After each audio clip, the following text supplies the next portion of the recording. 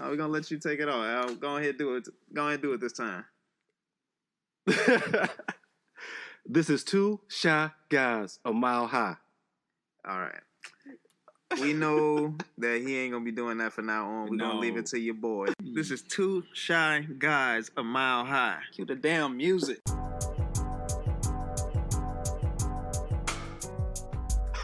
See, that sound better, man. Hey, man, I perfected that. I gotta stay on my lane. That's cool. Dude, people gotta recognize if you got strengths, stick to your strengths. I am not the intro man. That's all good, man. But no, welcome back, guys. We're coming back off of a pretty emotional last show, but we want to keep it straight and keep it to the point, man. This one here, and see, that's why you couldn't do the intro. Yeah. You done changed your whole aura, man. Like, don't you think the listeners want to come in and be happy? Yeah, they want to feel good when they start the show, man. I'm happy. I am happy, man. And it goes both ways. I'm happy inside, but this is Father's Day, and I have a little bit of dichotomy kind of going on with me here. I'm feeling good about Father's Day, but I'm also feeling a little sad about, there's some folks that won't be able to celebrate that, right? And that's real. We want to start it off light, but we also want to keep it real and make sure that we talk about what's really going on right now. And it's going to be an interesting Father's Day. Yeah, definitely. And but like you said, shedding light on the fathers, and especially the ones that can't be there, in these times because of circumstances of what happened. So we want to first off give a shout out to all the families that are affected, with everything that's been going on since this crime. Shout out to George Floyd and his family. Yes. Yeah, most definitely. Shout out to all of the families of people who've been affected by these times and these situations, as well as coronavirus too. Yeah. I mean, let's not forget that's still going around too. That's still part of this world. It's still current. So we also need to make sure that we are taking care and being cautious of ourselves and our surroundings as well too. But yeah, man, and I didn't want to be melancholy, But, see, that's why you're not the intro person. I know. See. But you gotta come in happy. You know what I'm saying? Like I feel, and that's why I wanted to try. That's why I wanted to try on the previous episode. You know what I'm saying? Like when you start going and your emotions take the best out of you, that's just how it is. So I just think that's just us being authentic and him being the more wiser, older, and there's no colorism, but he's a more light-skinned person, so he had to feel like he had to outdo me and how to try to cry on the podcast as I do it. You know what I'm saying? The money's already gone. People have already won their money from the bet. You just cannot follow up behind that, okay? It is what it is. But let's get back on topic here. That was a teaching moment. Yeah, that was a little teaching moment. And that's something that is very about the importance of the black men in the household. Since this is my house, we're recording at the lair. I had to be the black man in the household, be like, it's okay, son. Nah, I'm just playing. But real talk is just the importance of just having that guidance and wisdom behind that person who can help you in life, be that central father figure. I'm blessed and fortunate to have a father figure in my life that is my father. Al, he is a father, you know what I'm saying? As well as Phil as a father. So for me, it's going to be interesting for this episode to see how you value the importance of the black man in the household and see some of your experiences as well too, and just seeing how the father figures in your life have shaped and molded and transformed you into the person that you currently are and on the path and trajectory that you're going towards in the future. And first of all, shout out to all the black fathers, all fathers in general, but shout out to the black fathers, man. You know what I'm saying? It's been taking a hit. A lot of people, there's numbers out there about, how many black fathers aren't in the lives. But as the tides are turning and as things are becoming more now, and as we're making a change for this, you see more black fathers out there supporting their kids, actually being in tune with their kids and actually being there to support and love and kind of share that guidance and structure to the kids. That's an interesting thing because I don't want to always take things to the sports references, but a lot of people were getting on LeVar Ball. The son of the father of the big baller brand.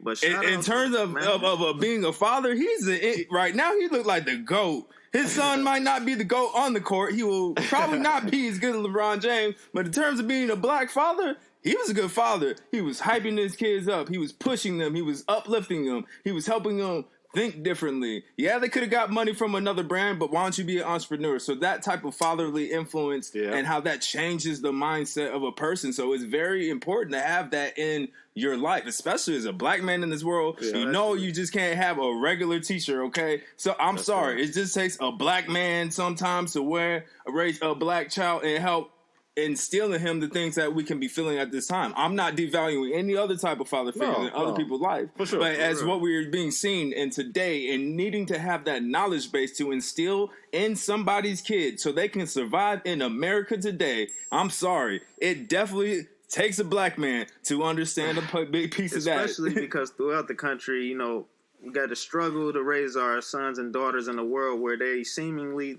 You got a bullseye on your back. You got a target on you, so you got to work hard, striking the delicate balance between, like, unconditional love and providing that discipline that your kids need in order to survive in America and in this world, you know what I'm saying? And understanding that, from my experiences, raising my son, it's just like, how can I be there as a friend? But you can't be that friend all the time. I'm more so trying to be that guiding light and how to prepare him for being out there in the real world and understand that it's not always a friendly place. Yes, sir. Yes, sir. But you said it right there, though. You can't. You got to give them the real lesson, the real world kind of scenarios in your home, because as if raising a child it's tough. If that isn't enough already, you have the added burden of preparing them for a racist world. Yeah, yeah, and that's where now let's stay on that topic right there, because it kind of dovetails into just everything that's happening, and personally why I've raised our sons the way we've tried to raise them, right? So, for me, my dad wasn't around, right? Just to be honest with you, like he left us when I was like 3 or something. So, for me growing up in Chicago, no father around. It was the typical stereotype there, single mom, no dad. But it was interesting because my mother always knew, like Will was alluding to at the beginning, how is it that she can raise a black man? You know what I'm saying? She's a black woman trying to do her thing, trying to figure herself out in the 50s, 60s, 70s, right? And she's trying to raise a black man. She put me around people that she admired, that knew, how to be a father figure, right? You know what I'm saying? I have a few godfathers. I had a few, my uncle, man, Uncle Mel, shout out, man. You took me in because you didn't have to do that. You know what I'm saying? And showed me kind of what it was like to really be a man. And so to go back to what you were saying, P, like you raising your son, there in the household, letting them know like, hey, there's going to be things that you're going to face, whether you think is, fair or not. You got to be ready for it. And you got to be able to have the self-awareness, right? You see what I'm saying? Getting them understanding the self-awareness piece, because George Floyd's been happening a long time. And that's taken away from that structure within the family. You know what I'm saying? You take us out from the top. You know what I'm saying? You take out the organizers and the planners, the males and the females, the strong people and the leaders in the household. And then, you know what I'm saying, without that structure, everything crumbles is what they think. But also shout out to all the moms out there as well that's, raising these kids. Mm-hmm. You know what I'm saying? You know what I'm saying? You got biggest support from Two Shot Guys a Mile High. For sure. Because some people, we're just absolutely blessed and fortunate, because some people, they don't end up getting that figure in their life. And we were just talking about that before the episode, and just the aura we wanted to bring to the show, and understand that some people, it just doesn't happen in their life. They don't have a father figure. All they have is that strong motherly influence in their life, and they could probably their mother is probably connected with people to give them little pieces, but not anything stable. Right. But for somebody who doesn't have it, and they can still make it too, but it's just going to be a tougher process, a difficult process, and but it's hard to do that though. I don't mean to cut you off, but it's hard to be something if you don't have a living example of it, right? You see what I'm saying? Like, and that's where, just personally, like we always talk about it between the three of us. That's why mentoring for me is so important, right? Yeah. Because that's what I feel like helped me just get to another level. It not necessarily having father figures in my life, but seeing strong black men, seeing strong just men in general, and what they were doing to be successful. And I wanted to capture that part of it and kind of take on what I could take on that would make sense for me in my situation, and use those particular skills, those commonalities, to kind of get myself out of, that situation in Chicago. Because, right, if you see in the drug dealers, you're seeing the, maybe some of the basketball players, you're seeing some of the football players, and kids are like, oh, I want to aspire to be that because that's what they see.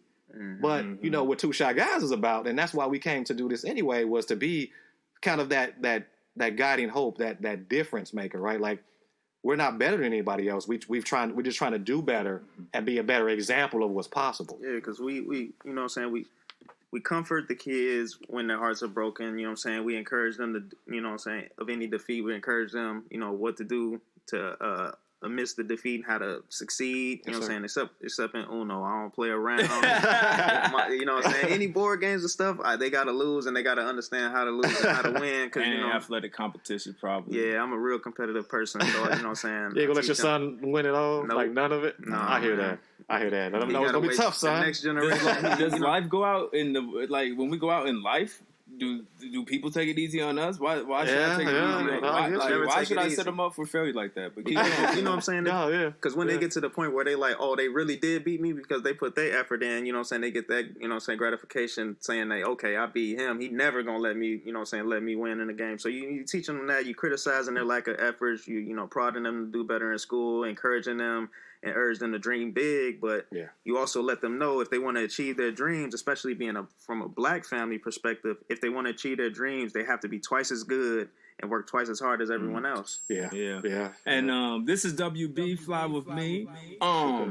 Shout out to my dad, Wilford Bradford Sr., man. Recently I was on a trip because I have some family issues going on in New Orleans. My uncle is not doing the best. He's declining a little bit, but I'm prepared.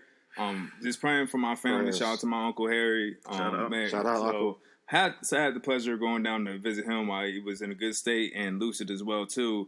And my dad was there too at the same time. And it was a great bonding trip. But I think overall, I just realized that I'm named Wilford Bradford II for a reason, because the way that I saw him move, the way I saw him just live his life, how he worked, and it's like, that is me. That's a living, breathing example. So knowing that is just thinking about how much he has influenced my life in such a positive manner in terms of what it is to be a black man in America, how to raise a family, how to provide for your family, to be able to go to college, and for them to have their dreams and their goals and their aspirations and the values that he instilled in me. And both the good and the bad.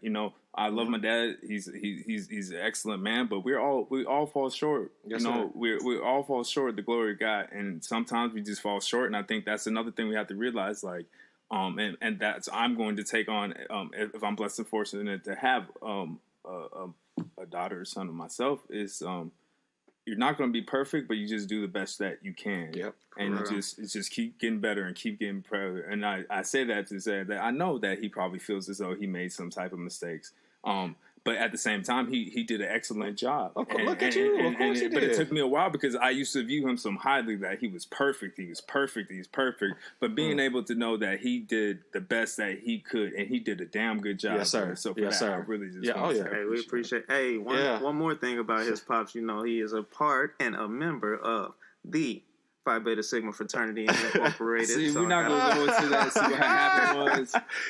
What happened was. I'm not going to even acknowledge that on tape. You know what I'm saying? I'm not going to even acknowledge this. I love it. That's just a healthy competition. Like I said, he makes some mistakes in life. We all but it's all good. Just shouting them out, giving them his roses and stuff. I appreciate that, man. But can I ask you a question? Messages on the phone. Hey. But no, shout out to my pops, Rob Wilson, Rob with 2 B's, and being that father figure, not just for me as what I seen, but also for a lot of my friends that I was around, because he was able to actually step up and listen to a lot of their concerns. And I feel like he was being a real active father in my life and my friends' life. I got a lot of people that's real close to me that actually look at my dad as like, they second father, second pops, because he took the time and they were always around me, and just being like, he was so down to earth, but strict enough to let you know, like, this is what's going on out here and this is how you should carry yourself. So he was that positive notion and that positive image to me and my friends. So it was like anytime that me and my, closest of friends, they see, hey, Mr. Wilson, I appreciate what you did. Like, he helped my friends, like, Shout out Herb D. He helped him drive. He done taught multiple of my friends how to drive. Yep. So, you know what I'm saying? And different things that he taught me on how to be a man and how to take care of mine and provide for mine. So it's just like, you know what I'm saying? Shout out to you again, Rob. It's the things that you do, it doesn't get taken for granted. We actually listen to it and actually use that and materialize that for what I want to do and provide for my next generation. Yes, sir. And what I do. And I really take that to consideration while I do the things that I do, go out and we do these talks to kids and let them understand, like 3 black men in STEM, what we go through on a day-by-day basis. And actually, it's like the premise for a lot of this podcast is giving our insight and our vision of what we go through. So you can either learn from it and take notes from it and actually apply it to your life and apply it to the perspectives that you're going through and help better yourself if you can.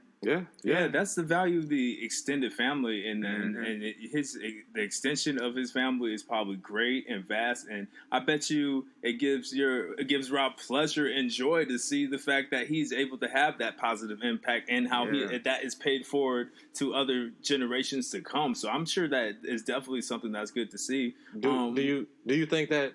And I didn't mean to cut you off there either, WB. Do you think that you guys, and anybody can take this, would be where you are without some guidance from maybe a strong black male or some guidance from a strong male figure? No, right? I think that everything I am and everything I stand by has been taught to me. So from somebody, because like different aspects, like I said, I already shouted out my dad, but then I also had father figures when I moved out here, like my first manager, like, you know what I'm saying, he was like a father figure to me. He kind of showed me rights and wrongs, what to do within the business, and also how to conduct yourself as being a young professional, a black professional as well. So, you know what I'm saying? And then also got other people. Shout out C. Scott, shout out Mason, all those guys. Shout out. You know what I'm saying? MJ, Big Phil, all those guys. They just been like, you know what I'm saying, just providing that knowledge to me and not saying like, oh, okay, you just young school Phil. Like, you ain't going to take this knowledge that we giving to you. They actually brought me around and actually, you know showed me the way. Gave you the example. You see what I'm saying? And that's but that's where it comes from. You gotta show it, right? Because like we were talking about before, if all you see is just I'm a hooper, I'm a drug dealer, I'm whatever, and that's the only escape you think you got to get out of your situation, of course you're gonna strive for that. You know what I'm saying? But like you say, you know, everybody you shout out came into your life somehow and said, you know what, I know what strong black role models have done for me. So let me as a give back. Let me do what I know is gonna give this person the best shot to be their successful self. Man. And it's free game too. Yeah. And you know what I'm saying? The biggest thing is like they ain't not doing that stuff looking for something in return. They just doing it to say, okay, each one teach one. It's their spirit though. That's who they are. And that's why they where they at. And that's why you get blessed with the things that you do. And I feel like if we continue to do that stuff, like we'll continue to be blessed. Like for my situation, continue to be a positive role model for my son is like what's continuously giving me these blessings. Like, you know what I'm saying? I'm in good fortune right now. I'm not sick, COVID and stuff that's happening. And it's just things that I'm blessed to have. And, you know what I'm saying? I pray for it as well. But you got to put the work in. Yeah. You got to put the time in. And you got to be a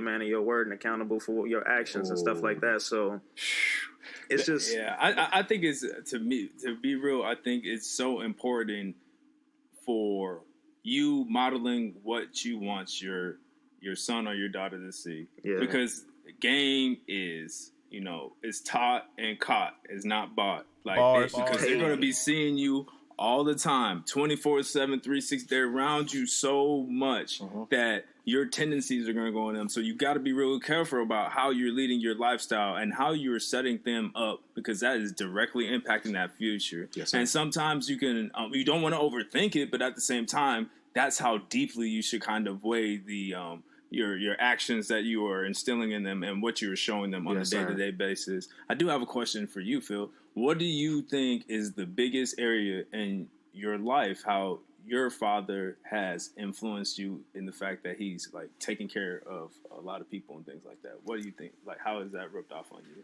Like, the biggest thing is like, it's just, I always remember his words. It's like the things that he says, it always takes, I take heed of it and I remember it for a long amount of times. He was telling me, like, he always told me from the beginning is, he told me and my friends, like Herb D, Sam, we can all vouch for that. He was like, you can't please everybody. You can't please everyone, and it's a recipe for stress, and you can't make everybody like you. Everybody's not going to like you. You can't please everybody, so be yourself, and it'd be good to know like who's down with you. Yep. And that's what I always take from me, but just being that, and like I said, I don't look for none of the stuff in return. I just do the stuff to be kind to myself and kind-hearted to other people because that's how you're supposed to be. So just knowing that he always did that, not looking for anything, has always been how I carried myself. And, you know what I'm saying, in terms of relationships, in terms of friendships and kinships with everybody, it's just like I'm always going to be my authentic self. And I'm always tell you how I feel. And it's not always the best thing. It's just like what my perspective is or how I feel about a situation. Right. And people's perspectives can guide and shine more light on what your current perspective is. And it may, you know what I'm saying, it may alter things and we might get to a better picture or a bigger picture. But what he's always instilled with me was just being yourself. And like people going to respect you for who you are.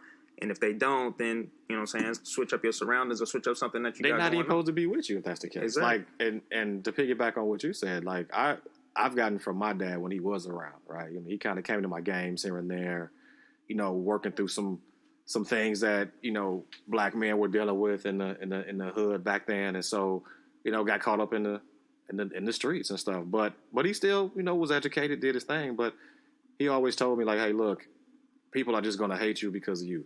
Like just because, you know, you maybe you have something that they don't have, or, you know, you look a certain way that they don't look. You know what I'm saying? You got good hair. I mean, it's funny now. I don't have any hair, but you ain't got no but hair. I had decent hair back in the day. Yeah, You want to talk about hair? Look at your boy P-Wil, Drip Chronicles. Oh, you know what I'm saying? P-Wil, hey, he's the wave tycoon, and we the bald tycoons.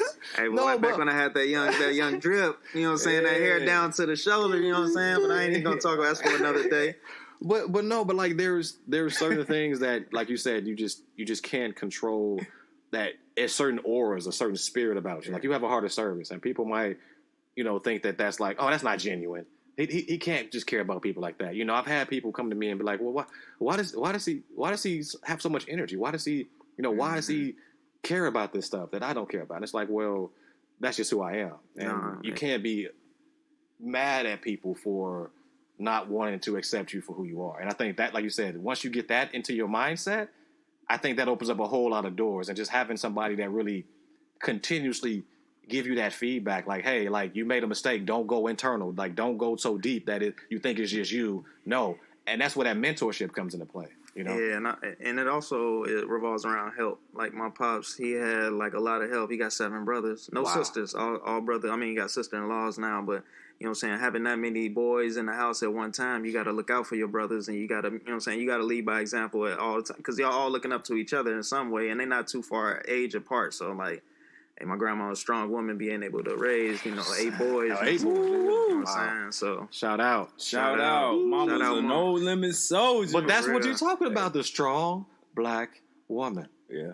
Moms. I know for a fact, I'm not here if we don't talk about the strong black women in our lives. But we know this is a Father's Day episode. For sure. We still can't talk about the strong black women. But go ahead. Another example. Another example, and it's just refreshing to change the narrative by being that quintessential influence and guiding force in the kids' lives and the next generation's life. So, you know what I'm saying, shout out to all the black fathers again, and especially the ones that I know specifically in my life, you know what I'm saying, Al Diggy for sure already. Yes, thank and you. then my boy, you know, Herb D, Doobie, Sam, Timmy, Quan, Ship B-Day, and all, just, you know what I'm saying, all my boys and all the people that's out there being the changing force and being able to be that black leadership and that, you know what I'm saying, that pillar of strength. It's tough, man. And Will, like you were saying before, like you aspire to be the best father. You know what I'm saying? You're taking steps right now to learn and understand limitations that we all have, right? And so, you know, what has been kind of some of your takeaways, I guess? And I was going to ask you, WB, what's the biggest takeaway or message from your father or a father-like figure? Or either one of y'all. What's the biggest message? I knew this was coming and the question was coming, but I really can't even really say just one thing. Yeah. Narrow it down. It was just so many. And when you're blessed to have so many that you just can't limit it down to one, it was everything. What's one you can think of right now, like just a prominent image or a prominent time that what you learned kind of from? Stands like out. Probably just that. It just takes sacrifice, and it just takes hard work. just seeing where he came from. Why my grandmother, born on a plantation, and growing up in the segregated South, and having to deal with that, and his father dying earlier in his life before he was not really a man, and himself, and probably tried to still figure things out. I think it was around high school when he passed away, and then having to deal with that and overcome that, and then having a child a little bit early. My sister Tasha, shout out to her, having her early and dealing with that, and just everything, what it took for him to overcome these different obstacles, but still yet doing what he had to do and sacrificing and still being highly touted in athletics for football and getting a scholarship to go with Grambling State University. And then from there, going to Detroit, Michigan to work for EDS and General Motors. And then from there, just having to go to Denver and be separated from my mom because he was getting a different position in life, and he and my mom and my grandmother was going through some health issues because she got in a bad car accident. So my mom was down south, and then they were out, and my dad's just working out there in Denver in the apartment, me and him, and helping me learn how to be a man and get adjusted to Colorado. To seeing him getting the house built that we live in today, to even just guiding me through when I was a brat in middle school and still in high school, going through that, learn how to be a black man, and then helping me get to college and help paying my tuition, paving the way for that. Just everything. I could keep going on and on and on. I'm not saying that to be brag. I'm extremely blessed, but I just want to let you know that it's just not one thing. All those different moments and times in life that we've gone these different transitions, and he's been with me every single step of the way. Just seeing how a godly man, how much he loves God, how much he puts into the church, how he instills the keep God first. And that's probably why everything worked, because it was just followed in the hierarchy. Yeah. Like, he just started with his Heavenly Father, and then he's having him being aligned to him and operating in his life, and that's giving him alignment. That's giving alignment to me and my sister and my mom. So I guess that's just really why it worked. So I know it probably took a little bit later to get through that, but I just had to process it. That's what it is. But you said it though, and I've been obsessed with that as far as like how did personally thinking about it, how did I get to here, like literally right now, this moment? And it was the sacrifices of those that came before me.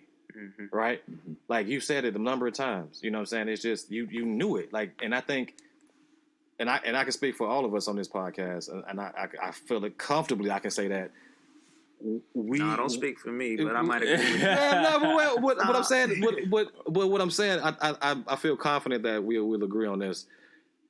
We've all had to put some things to the side, you see what I'm saying, to get to where we are now, right? Okay, we've all had to delay some things and say and be away from loved ones, right? Like moving across country from Chicago, right? It was just me, right? If I'm just taking it from your vantage point, from your father. That's tough, man. To just I moved by myself, but to leave your family behind, knowing that this move will hopefully give you a better shot at life, right? Mm-hmm. Everybody that came before us had to do the same exact thing. You know what I'm saying? Like they had to kind of step away from their family, keep them kind of safe in some area. We can go back to slavery times, right? Mm-hmm. Underground Railroad, right? Harriet Tubman. She had to leave her family. They wanted to come. But she had to leave her family and do her purpose, get people free. Mm-hmm. She tried to come back. They wanted to live that same life, but you see what I'm saying? She had to sacrifice some things. I have to go and squash all of this old mindset, all this old poverty mindset. I can be free, right? Mm-hmm. But it's gonna be tough. I gotta shed some of these old ways of thinking, and until we can sacrifice just as a country, right? If I want to bring it back to that, as a country. Nobody's going to make any progress. And that's like you were saying, you have to have a value system based in something that's not external, internal, right? God, family, friends, sacrifice. And that's what father figures have done for me in my life. Sacrifice. Shout out to Uncle Mel, man. You took me in, similar to Phil's story. You took me in, gave me game. I looked at it, saw what it was like to actually have a 2-parent household at that point. You know what I'm saying? But it was just I didn't understand it until I got older and had kids. You know, why I feel so compelled and why I feel like I have to. It's my duty to give back and to help and mentor, because I know without that piece in my life, I could have easily went astray. Yeah, and it's good that y'all be shouting out people. I have so many literally just thinking in my head, and I'm like, I need to say them out loud, but there's so many I can list, from including my uncle, my Uncle Chuck, my Uncle Joe, my Uncle Harry, and just numerous family friends. That we'll be here all day. Like, we can be here all day, and then from there, people who have helped me out of work, Scott and them boys, stick to the script, and like it's just so many. Wow. And that's what I'm saying about changing the narrative. Now you see the importance and the impact of that father figure, and it doesn't have to be your dad to be a father figure. Look at me now. You know what I'm saying? Look at me now. Hey. Just like that is, like with my brother and stuff, like he doing this thing, and my uncle, you know what I'm saying, he just had a son recently, so it's just, you know what I'm saying, seeing that and seeing how that can change the narrative and continue to change us going forward. And you know what I'm saying, especially amidst the time that's going on right now, it's just ways to keep showing up and stay informed with history and current events, but don't get drowned out by what's going on. Don't listen to all of the hype. And, you know what I'm saying, make sure you do your research and make sure you educate yourself on history of oppression, and listen to and amplify the black voices, because you're going to need those, especially, seamless plug, 2 Shy Guys a Mile High. Make sure y'all listen to us, amplify us out there, because we're trying to share that positive message. And as always, speak up when you hear racist stuff that's out there. Speak up because our voices can be heard, and we can use these platforms that we have to voice the message and continue to preach for what's going on and what's right, and support the black-owned businesses out there. And you know what I'm saying, I want to shout out to all the black-owned businesses, and one shout out to my boy Said out there, Go Mob. He part of the frat as well, but he has the Pillars Club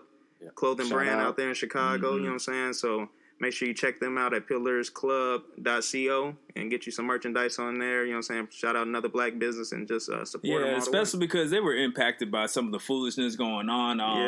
You showed me the link, and it looked like their store got broken. They were literally closing. Yeah. They're about to open up the shop. They're like, hey, we're close to opening the store. COVID happens, this happens, and now they still got to figure out. So please, if you can, like, we're being serious. They're not paying us to do this or say this. Like, we were just trying to just give good vibes and good energy, because that's how we want to do this. Is like, we want to show love and spread it to them too, because that's just our responsibility. They're directly impacted.